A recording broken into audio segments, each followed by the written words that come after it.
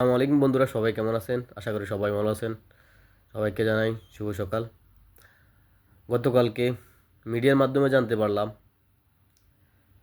মাননীয় প্রধানমন্ত্রী জনাব তারেক রহমানের দপ্তরে বাংলাদেশের বিমানবন্দরের নাম পরিবর্তন করার জন্য একটা প্রস্তাব আসছিল। উনি সাথে সাথে এই প্রস্তাবটি নাকচ করে দিয়েছেন। কারণ এই প্রস্তাবটি হচ্ছে এখন এই নামটা পরিবর্তন করতে হলে বাংলাদেশের হাজার হাজার কোটি টাকা অপচয় হবে। মাননীয় প্রধানমন্ত্রী জনগণের কথা চিন্তা করে উনি সাথে সাথে বিষয়টা জানিয়ে দিলেন। শুধু শুধু জনগণের অর্থ অপচয় করার কোনো মানে হয় না। সাথে সাথে উনি নাকচ করে দিলেন। ধন্যবাদ মাননীয় প্রধানমন্ত্রী। এ যাবৎকালীন যতগুলো সিদ্ধান্ত জনাব তারেক রহমান সাহেব নিয়েছেন, প্রত্যেকটা সিদ্ধান্তই জনগণের স্বার্থের কথা চিন্তা করেই নিয়েছেন। আজকে যারা ওনাকে নিয়ে বিভিন্ন ধরনের বাজে মন্তব্য করে থাকেন, আপনাদের বিবেকের কাছে প্রশ্ন,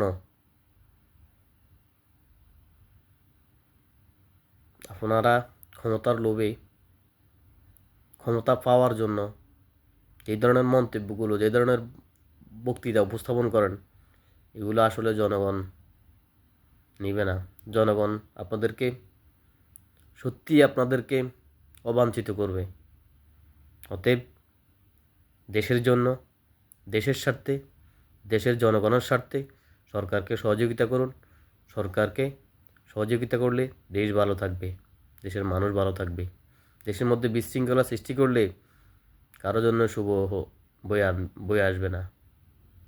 একটা কথা বলে দিলাম, এই দেশটা আমাদের। এই দেশটা জনাব তারেক রহমান বরাবরই এই কথাগুলো বলে যাচ্ছেন। এই দেশটা আমাদেরই।